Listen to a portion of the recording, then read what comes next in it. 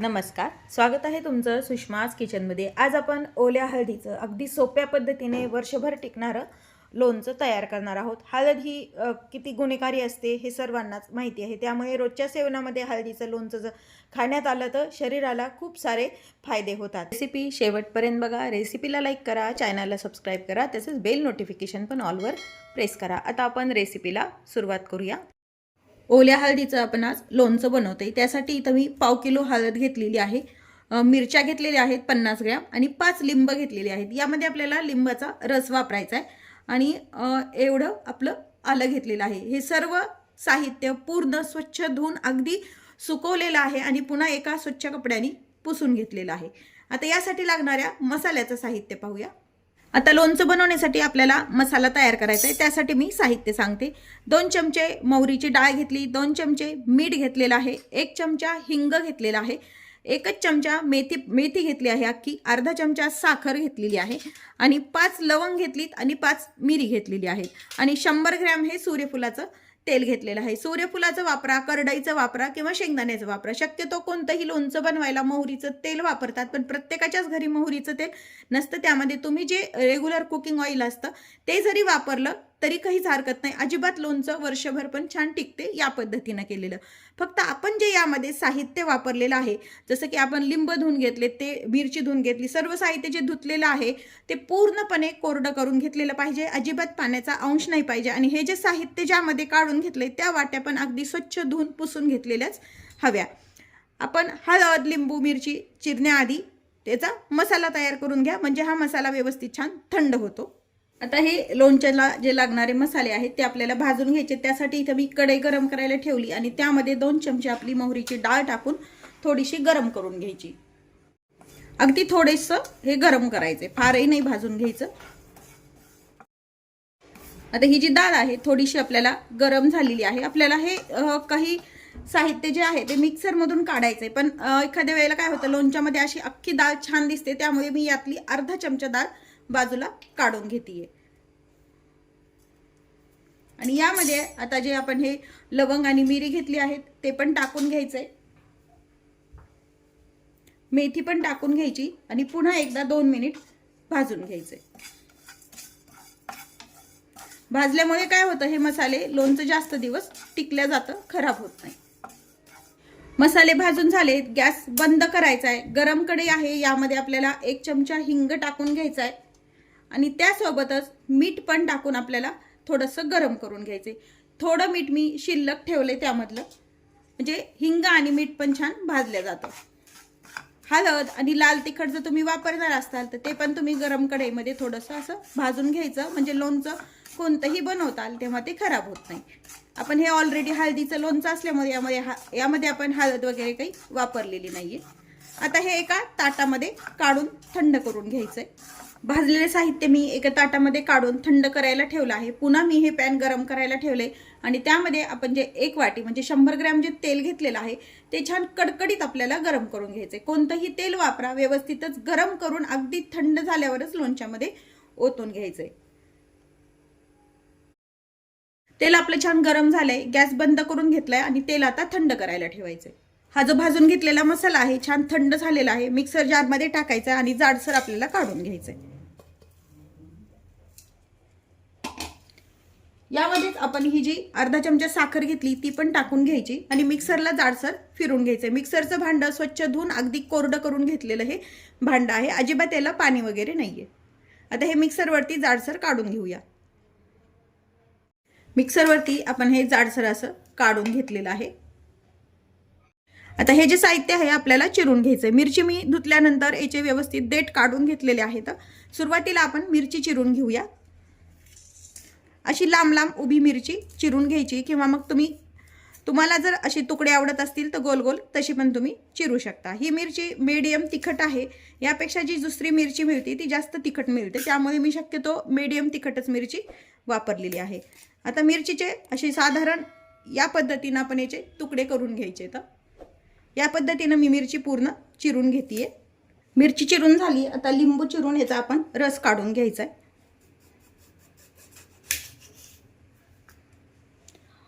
लिंबाचं प्रमाण कमी जास्त टाकलं तरी चालतं. जेवढं लिंबू जास्त टाकाल तेवढं लोणचं छान टिकल्या जातं. आपण याच्यामध्ये प्रिझर्वेटिव्हचं काम करतं लिंबू, त्यामुळे लिंबू हे वापरा शक्यतो आणि टेस्ट तर छानच येते. एक स्वच्छ कोरडी वाटी घेतलेली आहे. लिंबाचा रस काढायचा आहे, ते पण स्वच्छ धुवून आणि पुसून घेतलेला आहे. यामध्ये टाकून आपण याचा लिंबाचा रस पूर्ण काढून घ्यायचा आहे. सर्व लिंबाचा रस या पद्धतीनेच आपण काढून घेऊया.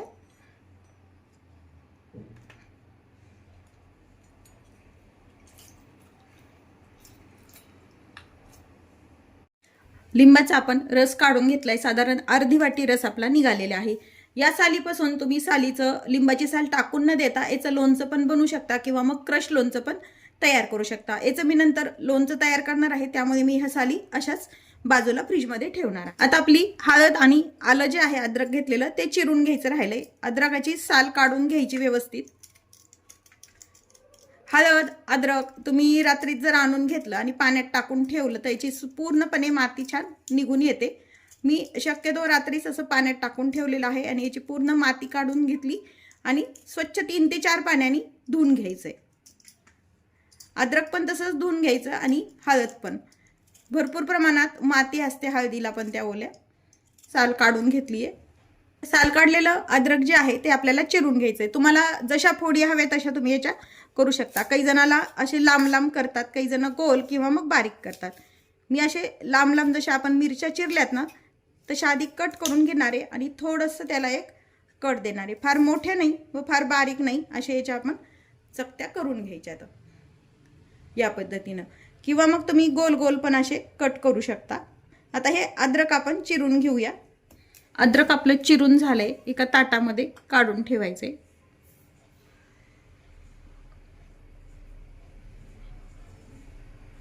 तर ही जी हळद आहे ती आपल्याला चिरून घ्यायची. त्यासाठी मी याची साल काढून घेणार आहे.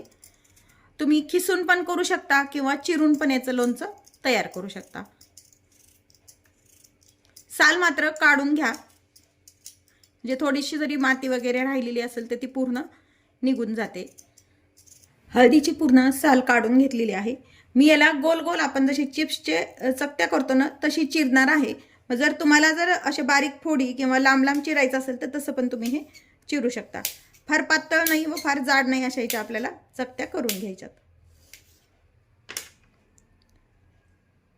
या पद्धतीने चिरू शकता किंवा मग हेच चकत्या तुम्ही अशा बारीक बारीक पण करू शकता किंवा लांब लांब आपण जसं खीस करतो ना त्या पद्धतीने पण चिरू शकता.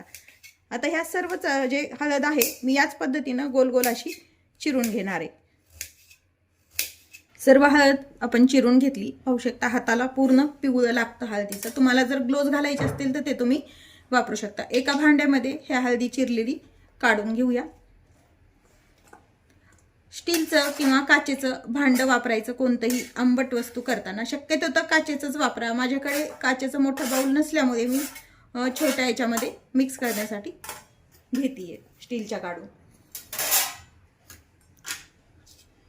आता यामध्ये आपण ही चिरून घेतलेली मिरची आलं टाकून घ्यायचंय. मिरची जर वापरायची नसेल तर तुम्ही यामध्ये तिखट लाल वापरू शकता. आता हा जो मिक्सरवरती काढून घेतलेला मसाला आहे तो पूर्ण यामध्ये टाकून घ्यायचा.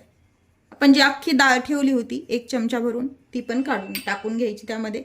आणि हा लिंबाचा रस साहित्य टाकून हे आता मिक्स करून घ्यायचंय. मसाला जर तुम्हाला यापेक्षा जास्त हवा असेल तर तुम्ही मसाल्याचं प्रमाण जास्त पण वापरू शकता.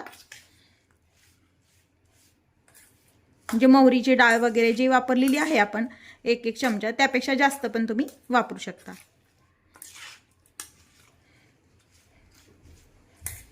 आता हे जे तेल आहे आपण गरम करून गार केलेलं यावरती टाकून घ्यायचंय.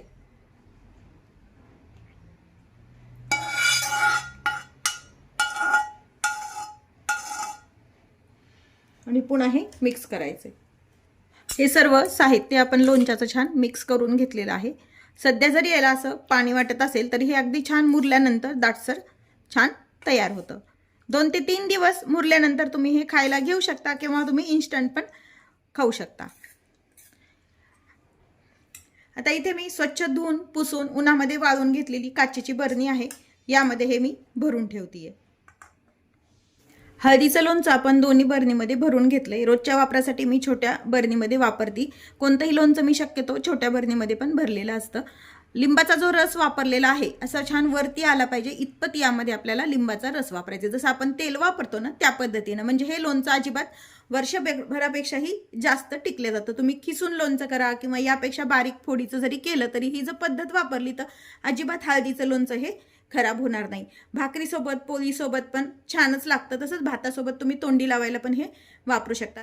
या पद्धतीनं हळदीचं लोणचं तुम्ही नक्की करून पहा. तसेच तुम्ही हळदीचं लोणचं कसं बनवता हे कमेंटमध्ये नक्की सांगा. माझ्या चॅनलवर तुम्ही नवीन असाल तर चॅनलला सबस्क्राईब करा. तसेच व्हिडिओला लाईक करा आणि व्हिडिओ शेअर करायला विसरू नका. अशाच नवीन रेसिपीसोबत पुन्हा भेटूया. तोपर्यंत बाय बाय. व्हिडिओ पाहिल्याबद्दल धन्यवाद.